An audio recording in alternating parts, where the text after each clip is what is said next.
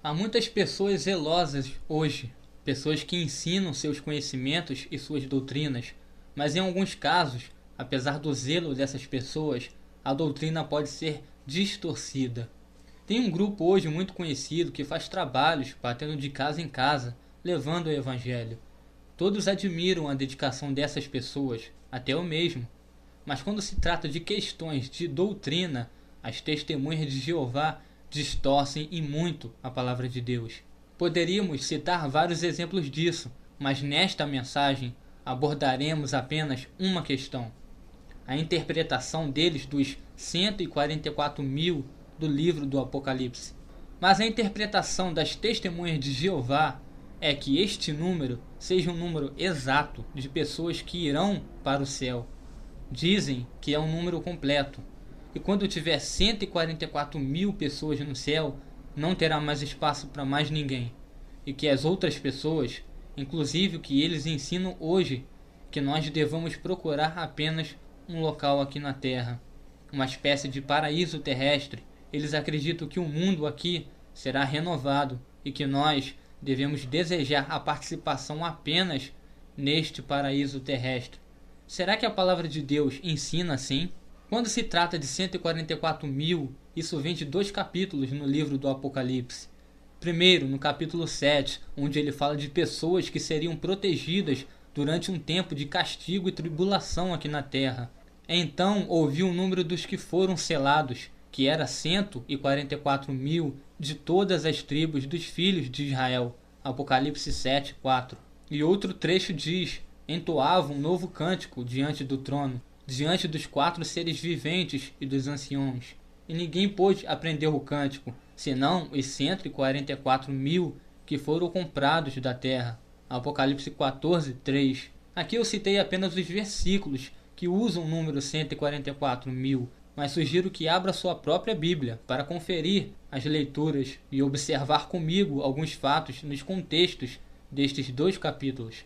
Baseados nestes textos, as testemunhas de Jeová afirmam que terão somente 144 mil pessoas no céu e que nós hoje podemos desejar a vida aqui na terra, porém numa terra perfeita, uma terra renovada, um paraíso terrestre. O problema com essa interpretação é que eles querem usar literalmente a linguagem simbólica do Apocalipse. O livro do Apocalipse, como sabemos, do início ao fim, é cheio de linguagem simbólica, onde uma ideia, uma palavra, representa outra coisa. Nós podemos ver isto. Vou citar alguns exemplos. Começaremos por capítulo 1, versículo 20 do Apocalipse. Ele fala sobre 7 estrelas e 7 castiçais, mas não está falando de 7 estrelas e 7 castiçais literalmente. É autoexplicativo no versículo 20. O mistério das 7 estrelas que viste na minha destra e dos 7 castiçais de ouro. As 7 estrelas são os anjos das 7 igrejas, e os 7 castiçais que viste são as 7 igrejas. Então aqui estrelas representam anjos e castiçais igrejas. Isso é linguagem simbólica. No capítulo 5 temos outro exemplo. Aqui ele fala no capítulo 5: um dos anciãos disse-me: não chores, eis aqui o leão que é da tribo de Judá, a raiz de Davi, venceu para abrir o livro e para romper os seus 7 selos. E se alguém agora falasse para você: aí tem um leão, o que você imagina o que veria? Certamente um leão. Mas olha o que acontece aqui quando o apóstolo João virou para ver o leão. Diz no versículo 6: vi no meio do trono e das 4 criaturas viventes, e no meio dos anciãos, um cordeiro em pé, como se tivesse sido morto, tendo 7 chifres e 7 olhos, que são os 7 Espíritos de Deus enviados por toda a terra. Falou de um leão, mas na verdade era um cordeiro, ou na verdade era nem um leão, nem tampouco um cordeiro. Era literalmente aqui tanto um leão, um animal feroz e forte, que castiga seus inimigos, como também um cordeiro, um animal manso, que fica do lado dos seus. Tanto o leão como o cordeiro simbolicamente representam Jesus Cristo. O livro do Apocalipse também fala do diabo em linguagem simbólica. Em Apocalipse 12, 9. Foi precipitado o grande dragão, a antiga serpente, que se chama Diabo e Satanás, aquele que engana todo mundo Sim, foi precipitado na terra, e precipitados com ele os seus anjos. Apocalipse 12, 9.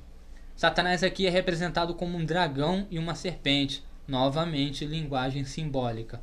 Mais um exemplo no capítulo 17. Na sua testa estava escrito um nome, Mistério, a Grande Babilônia, a mãe das prostitutas e das abominações da terra. O texto aqui representa uma cidade perversa, que é descrita como uma prostituta. E por último, Apocalipse 17, 9 e versículo 12 também.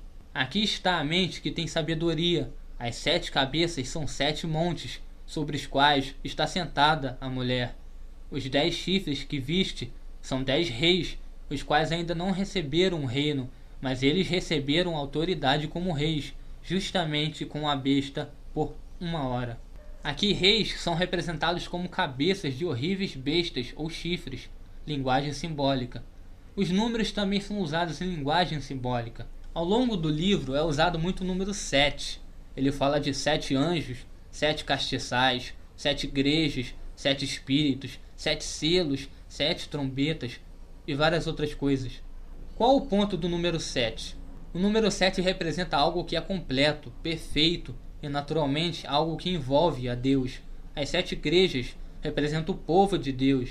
7 anjos, 7 espíritos são números completos em relação às coisas de Deus, mas não está falando ou limitando o número apenas ao 7. Mas também fala de outros números. Se 7 é completo, a metade dele seria incompleto, imperfeito, temporário. Assim, 3 anos e meio representam um tempo limitado de sofrimento, e tem outras maneiras de representar isto. 42 meses são 3 anos e meio. O calendário judaico, 1360 dias, são 3 anos e meio. São maneiras simbólicas de representar um período curto de sofrimento. E também encontramos muito o número 12 em decorrer da Bíblia. 12 muitas das vezes significa o povo de Deus. 12 tribos de Israel. 12 apóstolos no Novo Testamento. 10 também é uma ideia de algo completo. Inclusive usamos esses números até hoje. 10 é a base do sistema métrico. 12 ainda é algo que representa o completo. Nós ainda hoje usamos a ideia de uma dúzia de alguma coisa. Uma dúzia de ovos, por exemplo. Ou seja, uma coisa completa. E não meia dúzia, uma coisa incompleta. E agora sim entenderemos melhor 144 mil. Uma aula rápida de matemática agora para chegar a este número, 144 mil. Vejamos, nós precisamos multiplicar 12 vezes 12 vezes 10 vezes 10 vezes 10, ou 144 mil. E quando entendemos que representam números de algo completo, como 12 e 10, especialmente 12 em referência ao povo de Deus, o que o texto queria dizer quando falava de 144 mil? Significava a totalidade do povo de Deus.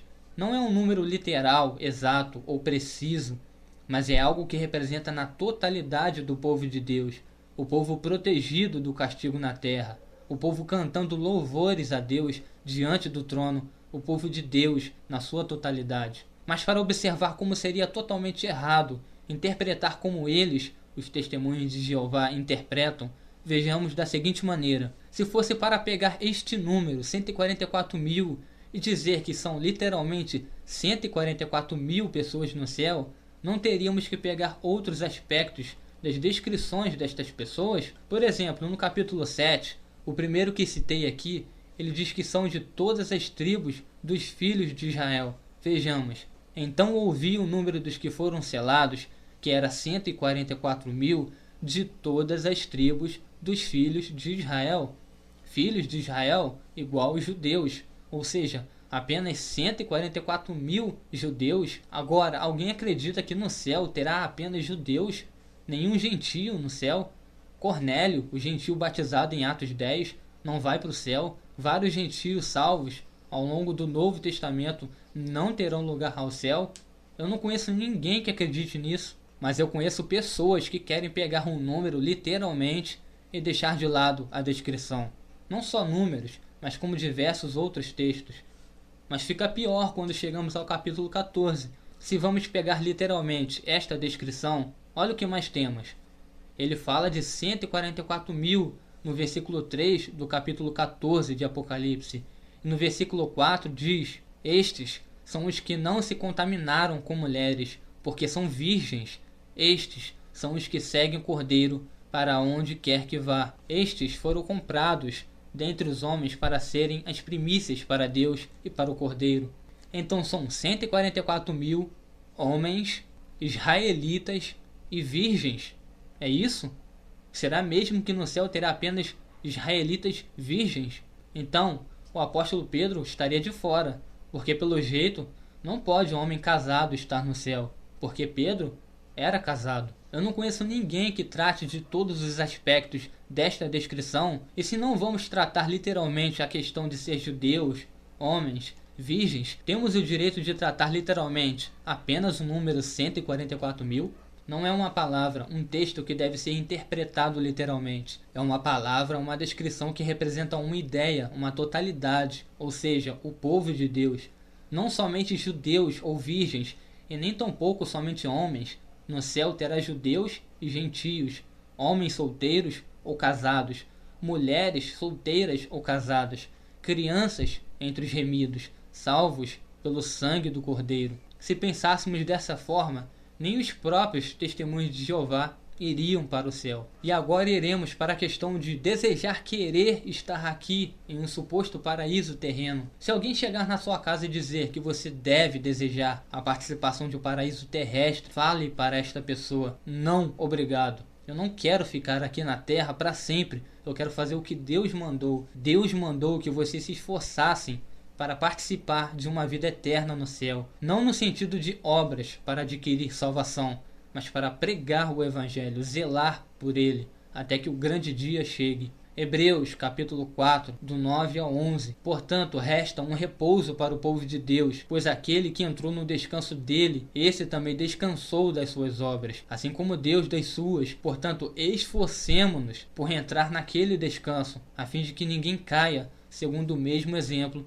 de desobediência. Jesus completou a sua obra de redenção e entrou no descanso. E agora diz que devemos também nos esforçar para o mesmo descanso. Agora só falta mostrar qual descanso. Muito fácil, vejamos. Para onde você acha que Jesus foi? Um descanso aqui na terra? Não, Senhor. O descanso citado está no versículo 14 de Hebreus. Tendo, portanto, um grande sumo sacerdote que penetrou os céus, a saber, Jesus, Filho de Deus, guardemos firmes a nossa confissão. Quando alguém falar para você a desejar estar num paraíso terrestre, você diz: não, meu amigo, não. Eu quero é viver na glória eterna de meu Pai, nos céus. Porque Deus falou, Deus mandou. No capítulo 9 de Hebreus, versículo 12, diz: nem pelo sangue de bodes e bezerros, mas pelo seu próprio sangue, entrou uma vez para sempre no santo lugar, havendo obtido uma redenção eterna. Jesus entrou então para ficar. Mas onde fica então esse santo dos santos? Será que ele se refere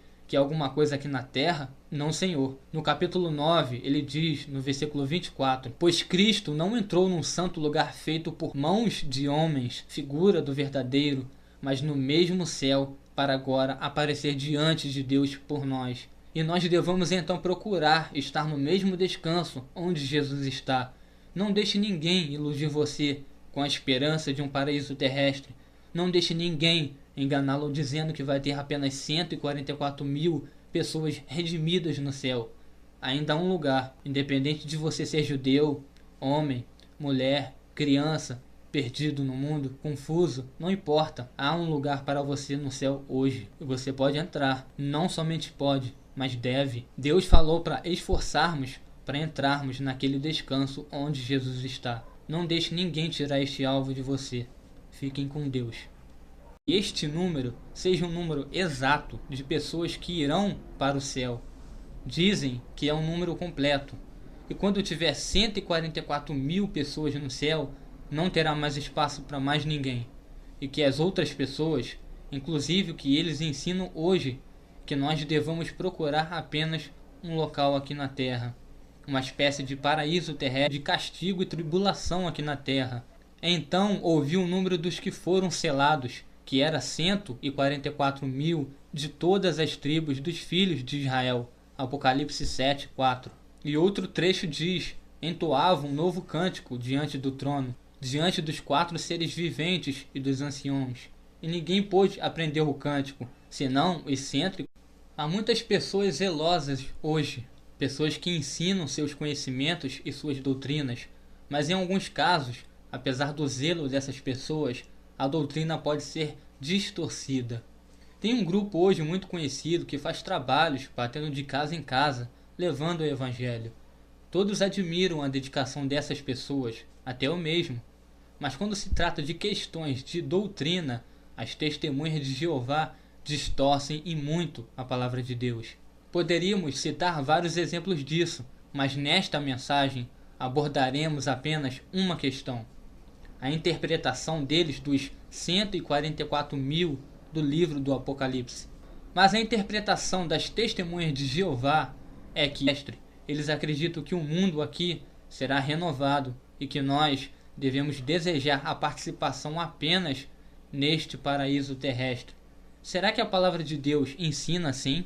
Quando se trata de 144.000, isso vem de 2 capítulos no livro do Apocalipse.